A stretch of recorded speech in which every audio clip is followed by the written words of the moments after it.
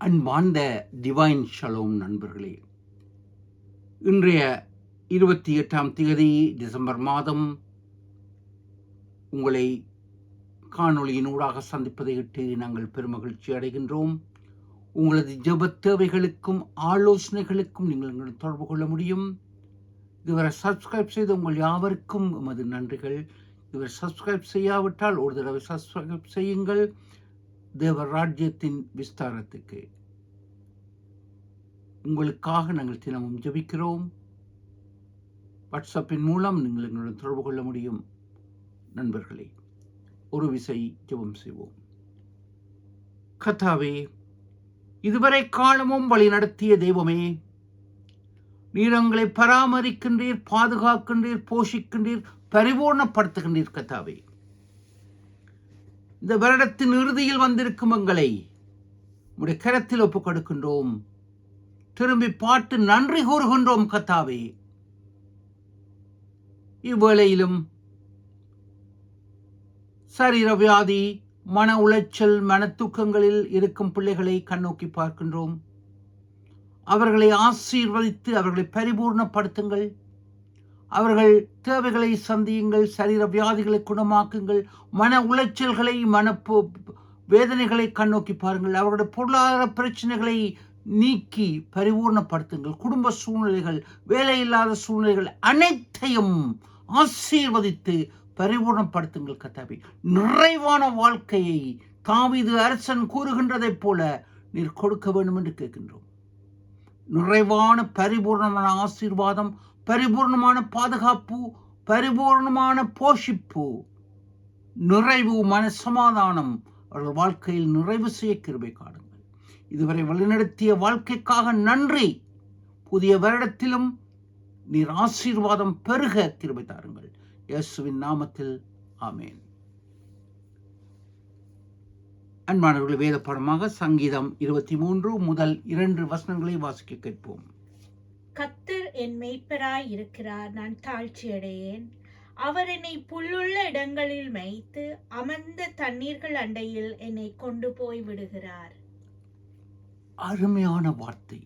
வருட இறுதியில் வந்திருக்கும் நாங்கள் அன்பானவர்களே, தாவீது கூறுகின்ற பரிபூர்ணமான ஆசீர்வாதம், கர்த்தர் என் மேய்ப்பராய், தனிப்பட்ட உறவு. கர்த்தர் எங்கள் மேய்ப்பராய் இருக்கிறார் இல்லை.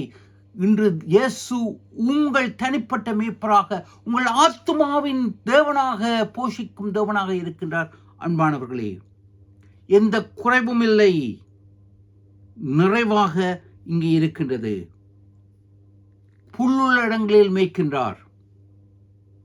இந்த வார்த்தைகளை நாங்கள் வாசிக்கும் பொழுது நாங்கள் அநேகர் சிந்திப்போம், தாவீது அரசனாக இருக்கும் பொழுது பரிபூர்ண நிறைவினால் இதை கூறுகின்றார் என்று. இல்லை, அவர் எப்பொழுது இதை எழுதினார்? அது ஆடு மேய்க்கும் சாதாரண ஒரு தாழ்மையான பையனாக இருந்த பொழுது.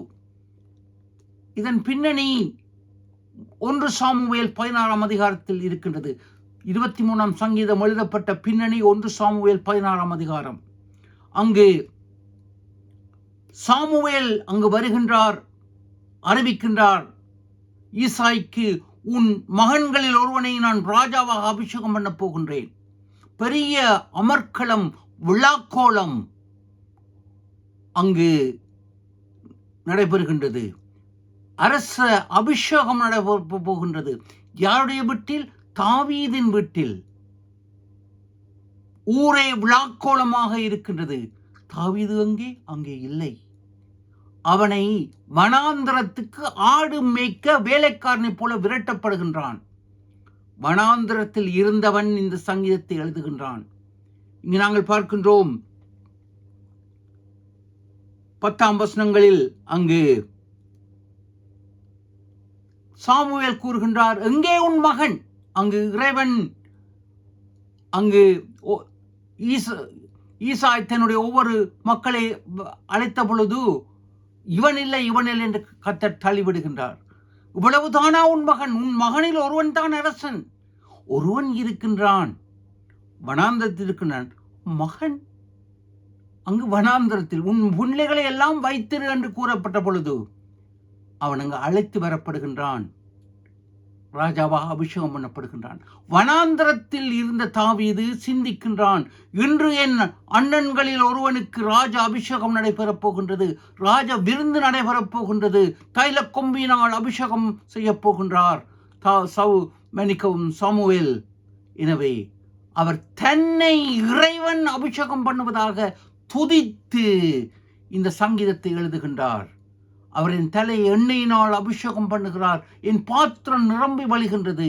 அந்த துக்கத்தில், அந்த சூழ்நிலையில், தாழ்மையில் தாவீது இந்த சங்கீதத்தை கூறுகின்றார், இறைவனதை கேட்கின்றார், பரிபூர்ணம் அடைகின்றார். எங்கள் வாழ்க்கையிலும் துன்பங்கள் சூழ்நிலைகள் இருக்கும் பொழுதும் ஆண்டவரை துதிப்போம். தாவீதை ஆசீர்வதித்த தேவன் இதுவரை உங்களை ஆசீர்வதித்தவர், இனியும் ஆசீர்வதிப்பார். உங்களை பரிபூர்ணமாக ஆசீர்வதிப்பார்.